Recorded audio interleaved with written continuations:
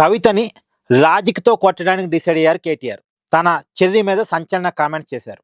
ఒక ఇంటర్వ్యూలో మాట్లాడుతూ, తనకి జన్మనిచ్చి రాజకీయ అవకాశాలిచ్చిన కన్న తండ్రిని పట్టుకొని కవిత నోటికొచ్చినట్టు మాట్లాడుతుంది.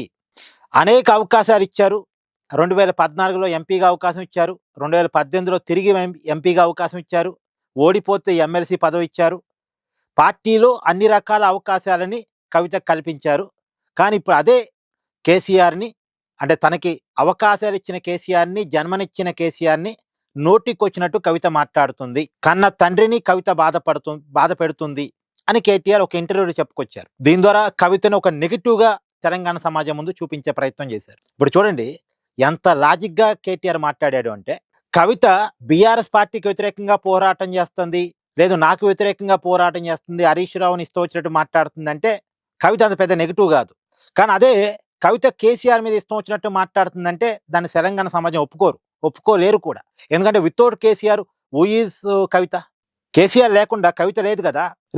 నాట్ ఓన్లీ కవిత, కేటీఆర్ కూడా లేడు, హరీష్ రావు కూడా లేడు. కేసీఆర్ వల్లే వీళ్ళందరికీ గుర్తింపు. కేసీఆర్ కొడుకుగానే కేటీఆర్ గుర్తింపు. సరే ఇప్పుడు నిరూపించుకున్నాడు. కేసీఆర్ కూతురుగానే కవిత సరే తను తర్వాత కొంత ప్రూవ్ చేసుకునే ప్రయత్నం చేసింది. అలాగే హరీష్ రావు కూడా కేసీఆర్ మేనలుడిగా తర్వాత తను ప్రూవ్ చేసుకున్నాడు. కానీ వీళ్ళ మొదటి గుర్తింపు అయితే కేసీఆర్ఏగా. అదే కేసీఆర్ని వీళ్ళు నోటుకొచ్చినట్టు మాట్లాడితే జనం యాక్సెప్ట్ చేయలేరుగా. సో ఇప్పుడు కవిత కేసీఆర్ని నోటుకొచ్చినట్టు మాట్లాడుతుంది అంటే ఖచ్చితంగా తెలంగాణ సమాజం యాక్సెప్ట్ చేయరు. ఆ విషయాన్ని కేటీఆర్ గమనించాడు. అందుకని ఇప్పుడు కవిత కేసీఆర్ని టార్గెట్ చేస్తుంది అన్నదాన్ని తెలంగాణ సమాజం ముందు పెడితే ఇప్పుడు కవిత మాట ఎవడు పట్టించుకోడు. ఏమైంది, కన్న తండ్రి మీదే మాట్లాడుతుంది, నోటుకొచ్చినట్టు మాట్లాడుతుంది అని కవితకే శాపనార్థాలు పెడతారు తప్ప కవిత మాట ఎవడు పట్టించుకోడు. అందుకని కవితని లాజిక్తో కొట్టాలని డిసైడ్ అయ్యాడు కేటీఆర్. అదే లాజిక్తో కొడుతున్నాడు. ఇప్పుడు కవిత కేటీఆర్ని తిట్టినా లేదా హరీష్ రావుని తిట్టినా సమాధానం చెప్పడానికి వీళ్ళు సిద్ధంగా లేరు. నువ్వు కవిత కన్న తండ్రిని తిడుతుంది అన్నదాన్నే జనంలో తీసుకెళ్లాలని డిసైడ్ అయ్యారు.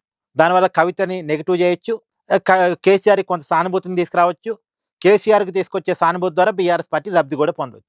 సో ఇక్కడ రకరకాల స్ట్రాటజీలు. అసలు ఏంటి ఈ కవిత వివాదం, ఎందుకు ఆమె బయటకు వచ్చారు, బీఆర్ఎస్ పార్టీ నుంచి ఆమె బయటికి రావడానికి ఉన్న కారణం ఏంటి అంటే అందరికీ తెలిసిందే.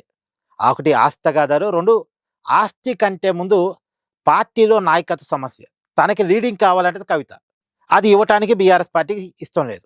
ఇప్పుడు ఆ పార్టీని ఆల్రెడీ కేటీఆర్ చేతుల్లో పెట్టడానికి కేసీఆర్ డిసైడ్ అయ్యారు. కేటీఆర్ చేతిలో పెడితే నా పరిస్థితి ఏది అంటది కవిత. ఇప్పుడు కేటీఆర్కి పార్టీ వర్కింగ్ ప్రెసిడెంట్ ఇచ్చారు, అలాగే హరీష్ రావుకి అసెంబ్లీలో కొద్దిగా ఇంపార్టెన్స్ ఇస్తున్నారు. వాళ్ళ పార్టీ ఉప శాసనసభ పక్ష నేతగా హరీష్ రావుకి ఒక పోస్టింగ్ ఇచ్చారు. మరి నాకేంటి అంటది కవిత.